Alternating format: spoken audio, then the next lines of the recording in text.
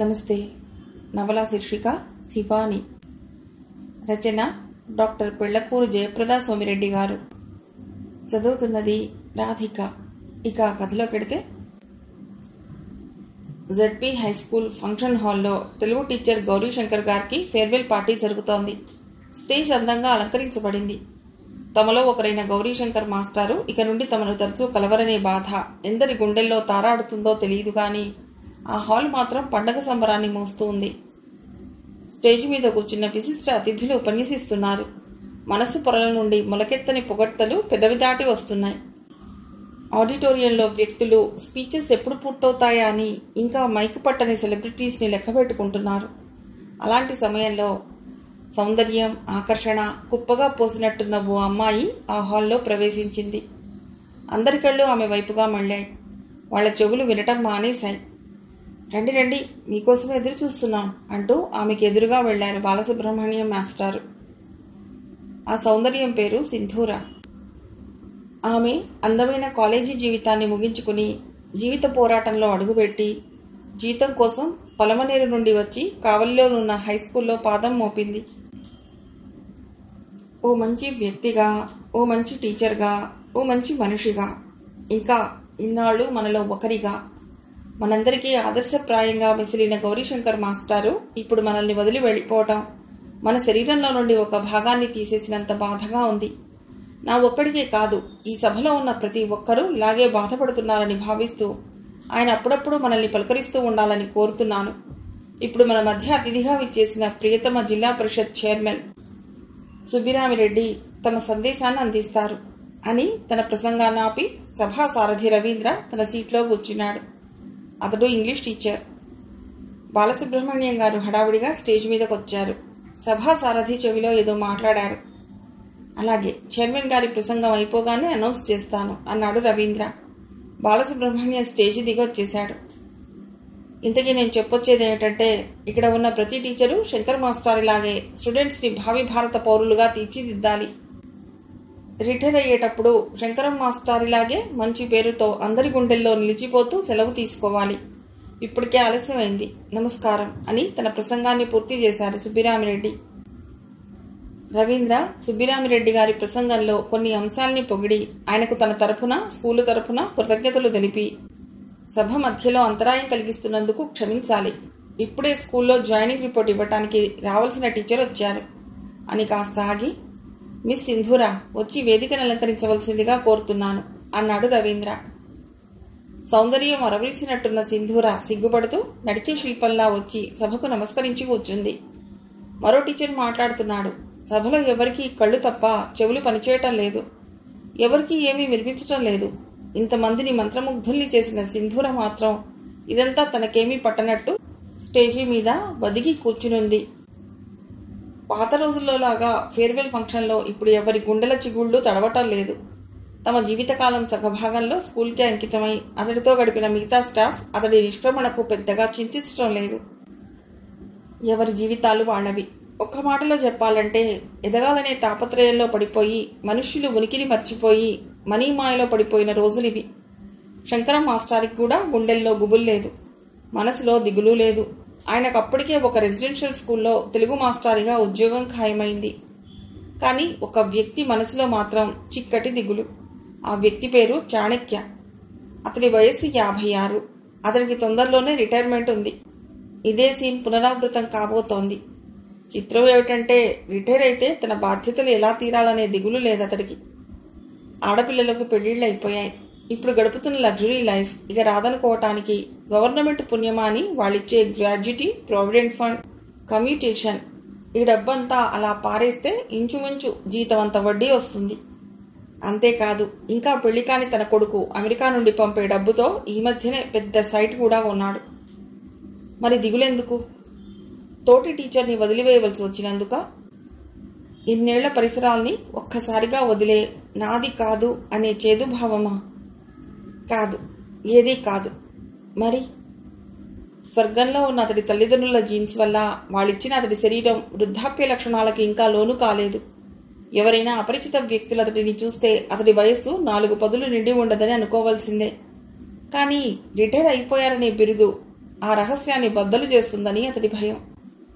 అతని భావనాలోకంలో అతడో యువకుడుగానే అందరి దృష్టిలో మిగిలిపోవాలనే కోరిక అతడిలో బలంగా ఉంది. ఆ వాస్తవికతకు తెరతీయబడే ఆ రోజులు తలుచుకుంటే దిగులు రాకుండా ఎలా ఉంటుంది? లాకర్లో దాచుకున్న వయస్సును ఆవిష్కరించబోతున్న దుర్దినం అది మరి. ఆ స్కూలు వాతావరణాన్ని తన అందంతో అరవిరిసిన పూలతోటగా మార్చిన సింధూర ఆగమనం అతడికి తన గతకాలపు యవ్వనపు వైభవాన్ని ఒక్కసారిగా కళ్ల ముందు నిలిపింది. సింధూర స్థానంలో తన భార్య, యవ్వనంలో ఉన్న తన అందమైన భార్య క్షణంసేపు కదిలి అదృశ్యమైంది. శివాని ఎలా ఉండేది? ఆ రోజుల్లో సన్నగా పిడికిడంత నడుముతో, పసిపాప లాంటి లావణ్యంతో, మెరిసే కళ్ళతో, లేత పెదాలతో. క్షణంలో అతడి మనసులో చీకటి.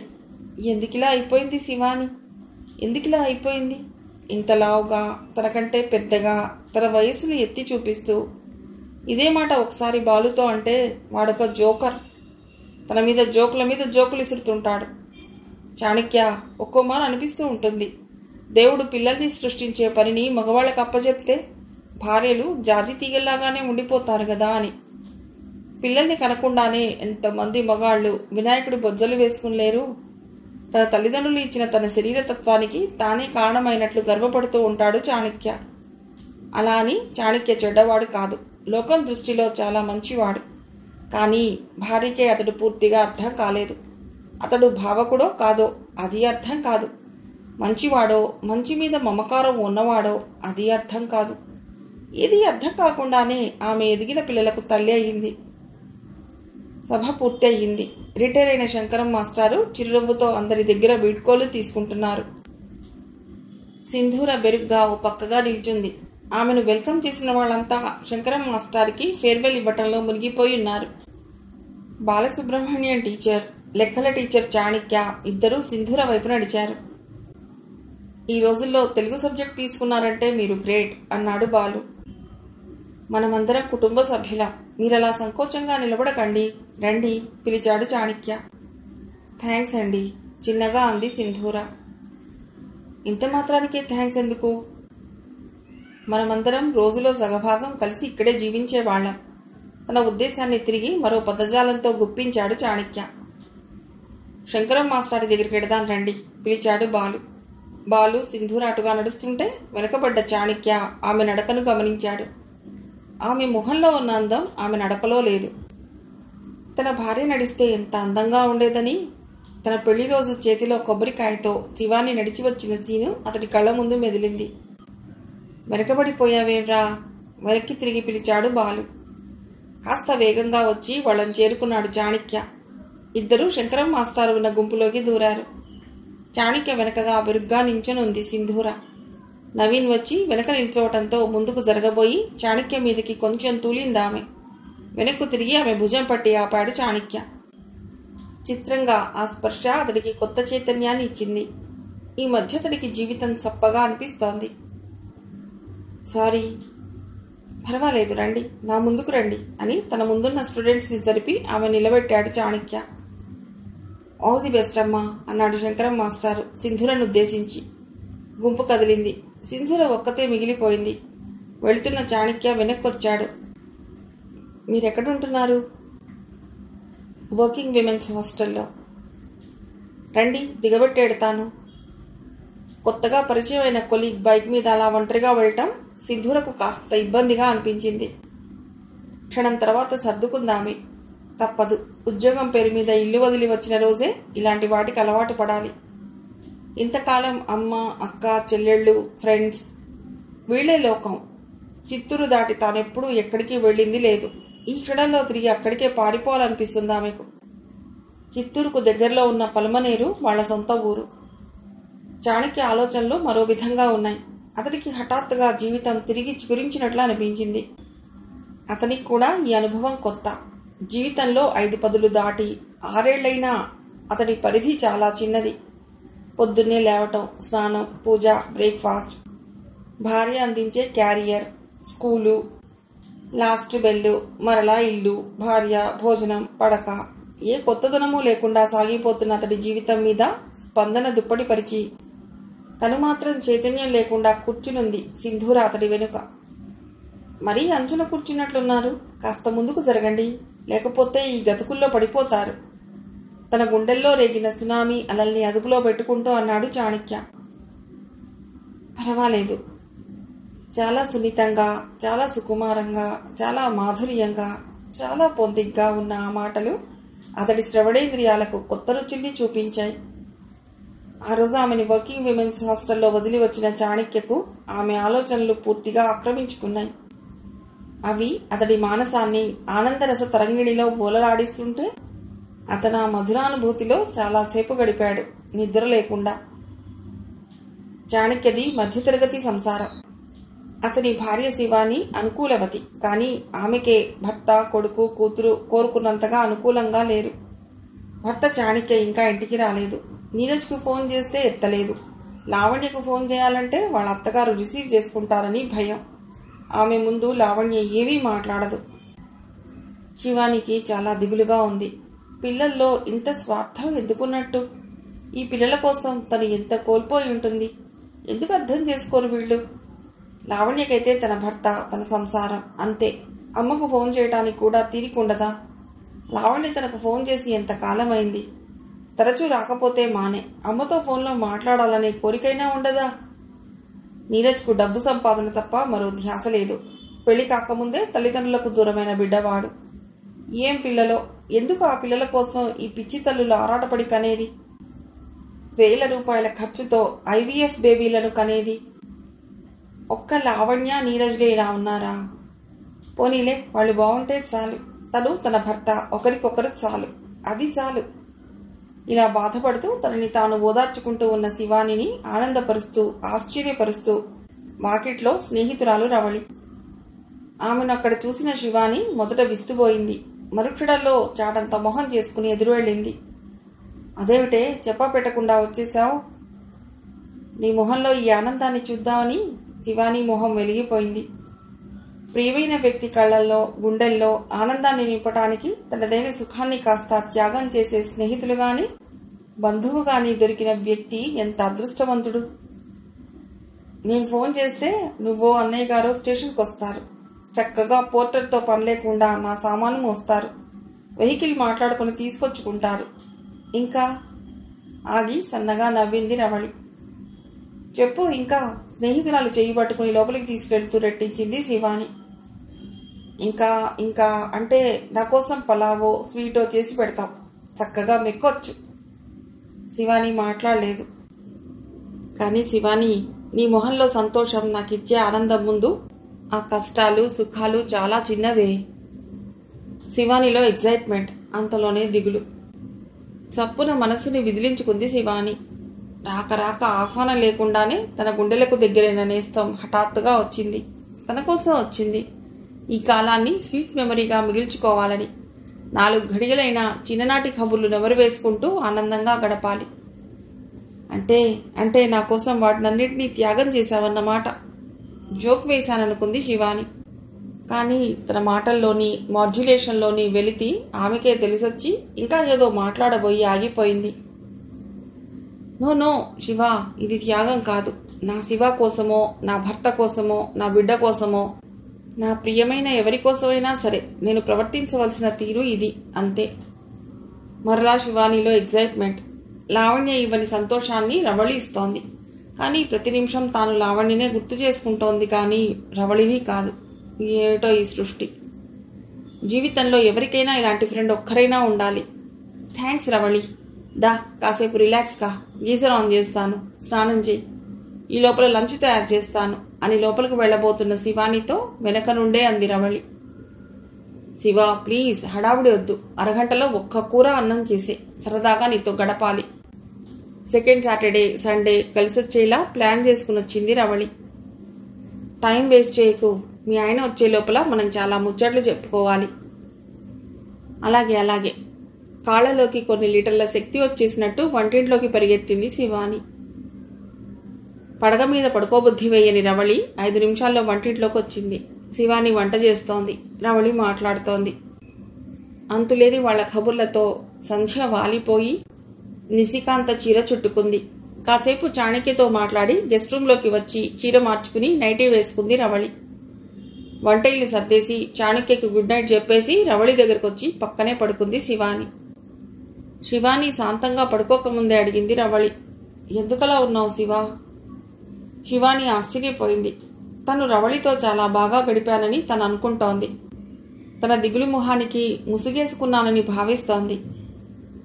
శివా, మనసులోని బాధలను పంచుకోవటానికేనే మనకు స్నేహితులుండేది, కాలక్షేపం కోసం కాదు. కాలక్షేపం కోసం స్నేహితుల్ని వాడుకునే మనస్తత్వం మనిద్దరికీ లేదు. చెప్పు, నీ బాధలేమిటో చెప్పు, నేనెవరికీ చెప్పను. స్నేహితురాలి ముందు బర్స్ట్ అయింది శివాని. నీరజ్ అసలు ఫోన్ చేయటం లేదు. లావణ్య తనకు కష్టాలొస్తే చేస్తుంది. దాని జీవితము బాగాలేదనుకో. ఏమైంది? మామూలే, అత్తమామల ఆత్మీయంగా ఉండరు.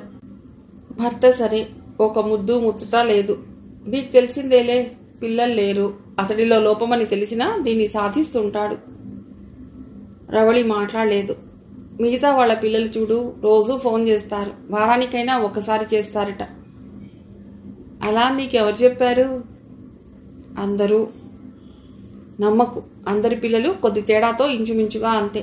కాకపోతే అందరూ తమ పిల్లల్ని అబద్ధపు పొదుగుల్లో దాచుకుంటున్నారంతే. అంతేనంటావా? అంతే, ఎవరిదాకానో ఎందుకు. మా శుభ కూడా నేను చూడటానికి పెడితే ఎప్పుడెప్పుడు పోతానా అని చూస్తుంది. వాళ్లకు నేను వెళ్ళటం ఇష్టం లేదు. నీ అల్లుడు అలాంటి వాడైనప్పుడు శుభ మాత్రం ఏం చేస్తుంది? అవుననుకో, వాళ్ళు లేనప్పుడు రమ్మనొచ్చు కదా. ఒక్క ఊరే కదా. స్వార్థం, పిల్లలే స్వార్థపరులు శివ. సరేలే, పడుకో, పాపం అలసిపోయి వచ్చుంటావు అన్న శివాని గాని రవళి గాని నిద్రపోలేదు. మంచి చెడ్డల కబుర్లతో ఆ రాత్రి గడిచిపోయింది. బాలు, సింధూర చాలా బాగుంది కదూ? అవును, బాగుంటుంది. టీవీ వాల్యూమ్ తగ్గిస్తూ అన్నాడు బాలసుబ్రహ్మణ్యం. అతడు చాణక్యకు 1 సంవత్సరం జూనియర్. ఇద్దరూ మంచి స్నేహితులు. కాకపోతే బాలుది పసిపిల్లవాడి మనస్తత్వం, చాణక్య లోతు మనిషి. అయినా మా శివానీలాగా అంత బాగుండదులే. ఇప్పుడు ఇలా అయిపోయింది కానీ. సిస్టర్ అందంతో ఎవరిని పోల్చకు. నిర్భయంగా నిష్కల్మషంగా మరో స్త్రీ అందాన్ని పొగిడాడు బాలసుబ్రహ్మణ్యం. సింధూర చాలా మంచిది కూడా. మంచిదా? అప్పుడే నీకేం తెలుసు? టీవీ వాల్యూమ్ సరిచేసి రిమోట్ పక్కన పెడుతూ క్యాజువల్గా అంటున్న స్నేహితుడికి దగ్గరగా జరిగాడు చాణక్య. అన్నమంతా పట్టుకుని చూడాలా ఏమిటి? చాలా మంచిది. నువ్వు ఈ థియరీని ఒప్పుకొని తీరాలి. ఓకే బాబా, ఓకే, ఒప్పుకుంటాను. అయినా అది అంత అవసరమైన టాపిక్గా? ఆ అమ్మాయి మనకి కాబోయే కోడలు కాదుగా. నా కొడుక్కి పెళ్ళైపోయింది. నీ కొడుకా? అప్పుడే పెళ్లి చేసుకోనని చెప్పాడు. మనకి ఏదో అయితే తప్ప మంచివాళ్ళని అందమైన వాళ్ళని పొగడకూడదా ఏమిటి? పొగడకూడదని కాదు. ఓకే, పొగుడుకో, నీ ఇష్టం. ఇది పొగడ్త కాదు, మనస్సులోంచి చెప్తున్నాను. బాలు స్నేహితుడి కళ్ళల్లోకి నిశితంగా చూశాడు. ఆ తర్వాత అడిగాడు, ఆ అమ్మాయి నీకు అంతగా నచ్చిందా? కులాంతరమైనా పర్వాలేదా? నీరజ్ని ఒప్పించి వాళ్ళిద్దరికీ పెళ్లి చేసేస్తావా ఏమిటి? చిన్నగా నవ్వాడు బాలు. చచ్చా, అలాంటిదేం లేదు. ఆ అమ్మాయి అంటే కాస్త దగ్గరతనం అనిపించి. అదే కదా నేను చెప్తున్నాను. నేను ఒప్పించనా నీరజ్ని? వద్దులే, సింధుని ఫోన్ చేసి పిలు. నేను రాజారాంకి ఫోన్ చేస్తాను. నలుగురం కార్డ్స్ ఆడుకుందాం. విస్తుపోయినట్టు చూశాడు బాలు. నువ్వు కార్డ్స్ ఆడతావా? నీకు ఇష్టం లేదు కదా. ఇష్టం లేదు ఎందుకని? డబ్బు పెట్టి ఆడితే అది నిషా అవుతుందని. ఊరికే కాలక్షేపానికి ఆడితే తప్పే ఉంది. నాకు మా ఆవిడలకి ఏమీ తోచడం లేదు. సిస్టర్ని రమ్మని ఫోన్ చేయి. నేను రాజారాంకో సింధూరకో ఫోన్ చేస్తాను అని అతడు ఫోన్ తీసుకున్నాడు. రాజారాం టెన్నిస్కి వెళ్ళాడు. సింధూరకు ఫోన్ చేశాడు. వర్కింగ్ విమెన్స్ హాస్టల్లో వార్డెన్ ఫోన్ ఎత్తింది. సింధూర మ్యామ్ ఉన్నారా అండి? ఉన్నారు. మీరెవరు? నేను వాళ్ళ కొలీగ్ని. అంత అవసరమా ఇప్పుడు పిలవటం? మీకు అంత అవసరమైన పనైతే పిలుస్తాను. ఆదివారం కదా, బాయ్ సెలవు పెట్టాడు. ఇంకెవరూ లేరు దగ్గరలో. అంత అవసరం లేదులేండి, రేపు స్కూల్లో మాట్లాడతాను అని ఫోన్ పెట్టేశాడు బాలు. ఏమైంది? వాళ్ళ వార్డెన్ కాస్త స్ట్రిక్ట్ లాగా ఉంది.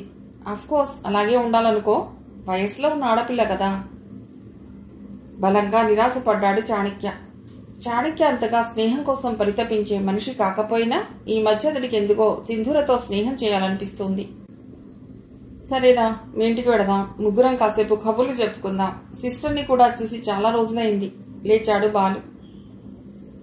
వద్దులే, ఆమె పడుకొని ఉంటుంది. అలా ఎటైనా వెళ్ళొద్దాన్రా లేస్తూ అన్నాడు చాణక్య. ఒక్కోసారి కాలం ఎంతకీ కదలదు. అలాంటి దుస్థితిలో ఉన్నాడు చాణక్య. సరే పద, హ్యాంగర్కి ఉన్న చొక్కా తొడుక్కుని బయలుదేరాడు బాలు. అతడు ఉంటున్న పరిసరాలన్నీ మధ్యతరగతి బతుకుల్ని ప్రతిబింబింపజేస్తూ ఉంటాయి. సూర్యుడు అస్తమించే సమయం అది. మనసులో ఏమాత్రం దిగులున్నా దాన్ని పెద్దదిగా మార్చే సంధ్యా సమయం అది. నీరసంగా డ్రైవ్ చేస్తున్న చాణక్య హఠాత్తుగా బ్రేక్ వేశాడు. ఏమైంది? ఏమీ లేదు, ఊరికే సింధూర కనిపిస్తేను. సింధూరా? ఎక్కడా? తమకు చాలా దూరాన ఇద్దరు అమ్మాయిలు ఆటోని కేకేసి పిలుస్తున్నారు. చాణక్య అంత దూరాన ఉన్న ఆ అమ్మాయిల్లో వెనక్కి తిరిగి ఉన్న సింధూరను ఎలా గుర్తుపట్టాడో అర్థం కాలేదు బాలుకి. వయస్సుతో పాటు వీడికి చూపు కూడా సన్నగిల్లినట్లు లేదు అనుకున్నాడు బాలు. బైక్ వెనక్కి తిప్పి వాళ్ళు ఆటోలో కాలు పెట్టకముందే చాలా స్పీడ్గా వాళ్ళని చేరుకున్నాడు చాణక్య. ఇంత స్పీడ్గా కూడా డ్రైవ్ చేయగలవా? జోక్ చేశాడు బైక్ మీద నుండి దిగుతూ బాలు.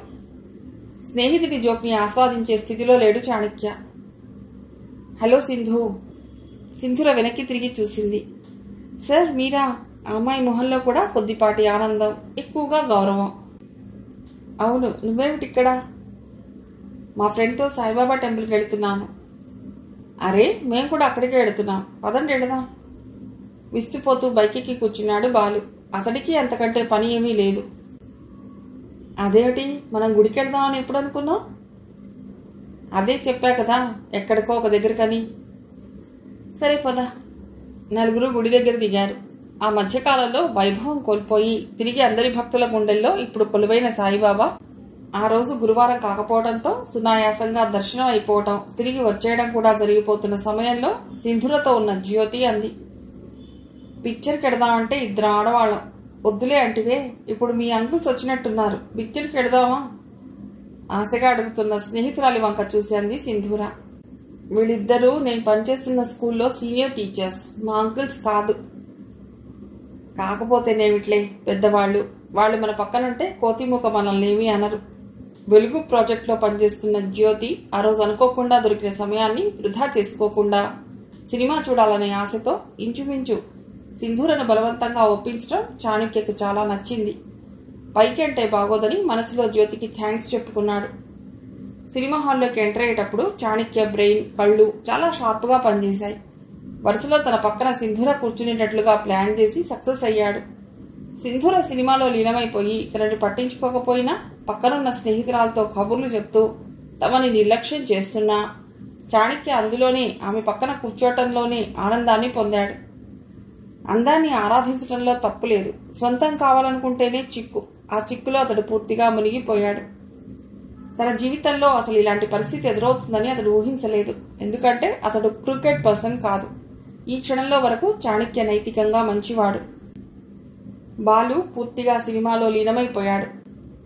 చాణక్య కళ్ళు మెరిసే వెండితెర మీదున్నాయి, కానీ అతడి మనస్సు మాత్రం సింధూర మీదే ఉన్నది. అతడు ఆలోచనల్ని విదిలించుకున్నాడు. ఆమెను ఇక మనసులోకి రానివ్వకూడదనుకున్నాడు. కళ్ళని మనస్సుని కూడా బొమ్మలు కదిలిపోతున్న తెల్లటి తెర మీదకు మరల్చాడు. అతడు కొన్ని నిమిషాల తర్వాత తన మనస్సును తన స్వాధీనంలోకి తీసుకోగలిగాడు. ఇక్కడ సినిమా ఎండింగ్ మాత్రమే చూసిన చాణక్యకు చిక్కొచ్చి పడింది.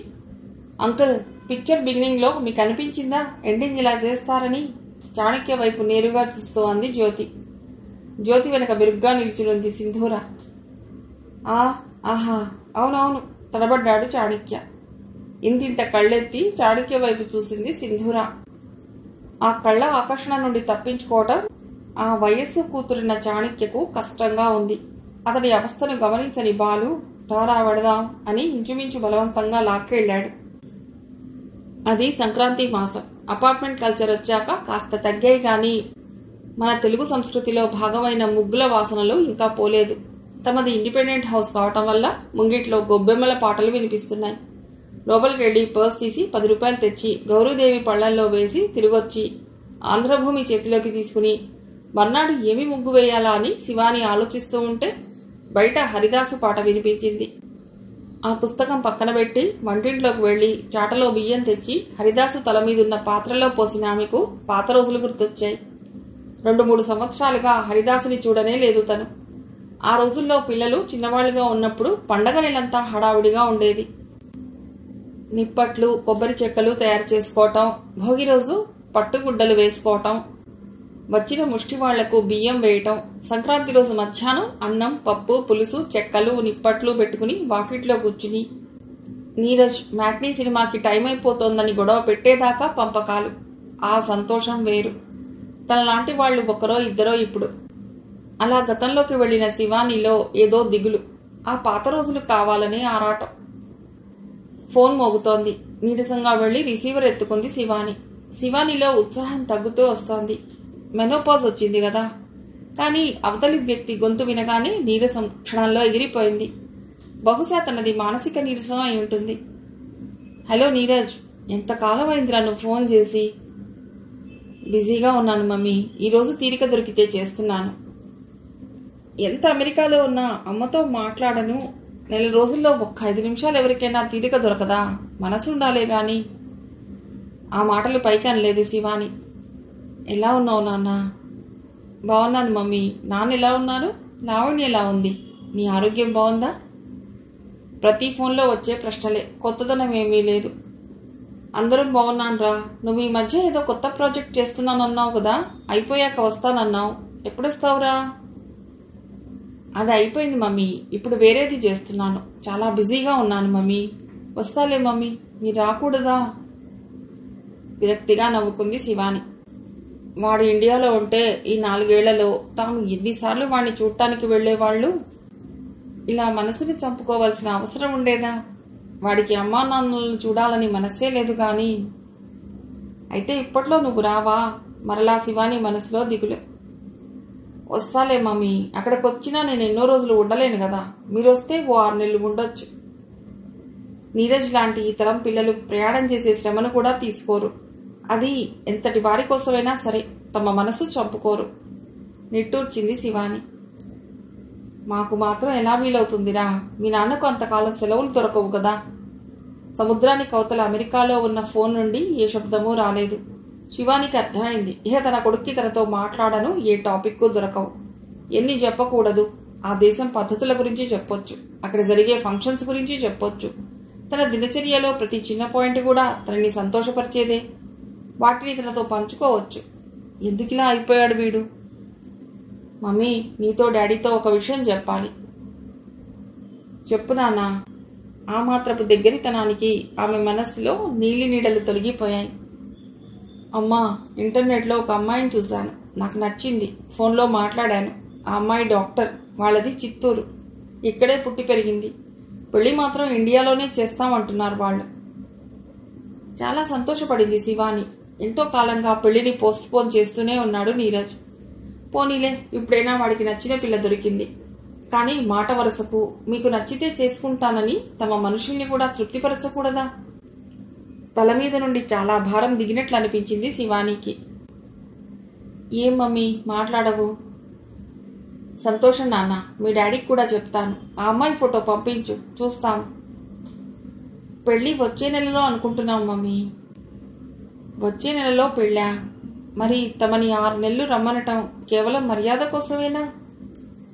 శివాని మనస్సు మరలా కలుక్కుమంది.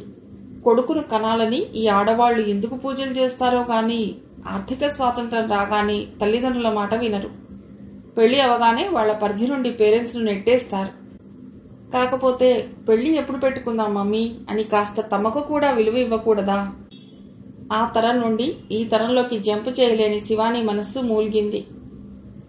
పెళ్లి ఎక్కడ అనుకుంటున్నారు? తిరుపతిలో అంటున్నారు అంకుల్. అంకుల్ అంటే వాళ్ళ మామగారు అయి ఉంటారు. కొడుకులు అల్లుళ్ళుగా మారాక వాళ్లకు ఇంతవరకు తల్లిదండ్రుల నుండి దొరకని కొత్త విలువలు, అతి మర్యాదలు లభిస్తాయి. వాటి మైకంలో కన్న తల్లిదండ్రులు వాళ్ల మనస్సులో నుండి తప్పుకుంటారు. ఇది సహజం. దానికి తను బాధపడకూడదు అని మనసును సమాధానపరుచుకుంది శివాని. డేట్ చెప్తే కార్డ్స్ ప్రింట్ చేయించుకుంటాం. మనకు బంధుబలగం ఎక్కువ కదా, ముందుగానే పిలుపులు స్టార్ట్ చేసుకోవాలి. కొత్తగా పుట్టిన ఉత్సాహంతో అంది శివాని. అలాగే మళ్ళా ఫోన్ చేస్తాను, నాకు కాల్ వస్తోంది అని నీరజ్ ఫోన్ పెట్టేశాడు. శివాని మనసు మాత్రం నీరజ్ చుట్టూనే ఉంది. అది అతడి పెళ్లికి రావాల్సిన బంధువుల లిస్టు తయారు చేస్తోంది. ఆ అమ్మాయి అక్కడ పుట్టి పెరిగిందన్నాడు వీడు. ఆ పిల్లతో అడ్జస్ట్ కాగలడా? అలా అనుకున్న ఆమె తన కొడుకు భవిష్యత్తు గురించి క్షణంసేపు ఆందోళన పడింది. పర్వాలేదు, వీడికి వెస్ట్రన్ కల్చర్ ఇష్టం. పైగా 7-8 ఏళ్ల నుండి అక్కడే ఉన్నాడు. అంత అనాలోచితంగా నిర్ణయం తీసుకుంటాడా అని తనకి తాను సర్ది చెప్పుకున్న ఆమెకు మరో సందేహం. వాళ్ళు ధనవంతులై ఉంటారు. వాడి వరకు వాడు సుఖపడతాడు గాని ఏమీ ఇవ్వకపోయినా లావణ్యకైనా జరపవలసినవి జరుపుతారో లేదో. జరపకపోతే వాళ్ళ అత్తగారితో పేచీ వస్తుంది. ఏం చేయాలి? తమ దగ్గర పెళ్లి ఖర్చులకైతే డబ్బుంది. వాడితో చెప్తే బాగుండదులే అని అనుకున్న ఆమెలో తనకు తెలియని మరో కోణం తనలోనూ ఉందనే విషయం స్ఫురించింది. తన దృష్టిలో కూడా వాడు పరాయి వాడేనా, లేకపోతే అడిగి అడగంగానే అన్నీ సమకూర్చి పెంచి పెద్ద చేసిన కొడుకును వాడు సంపాదించిన దాంట్లో కొద్ది డాలర్లు అడగటానికి ఈ నిర్బంధ భావం ఏమిటి? శివానికి చనిపోయిన తల్లి గుర్తుకొచ్చింది. ఆమె అత్త కూతురు పిల్లలు లేరని బాధపడుతుంటే ఎంత అదృష్టవంతురాలివి నువ్వు అనేది. అది నిజమా? లేక పిల్లలిచ్చే బాధలు, అవమానాలు, అనాదరణ తాలూకు మనస్తాపాల కంటే శూన్యం భరించరానిదా? మిగిలిన కథ తర్వాతి భాగంలో.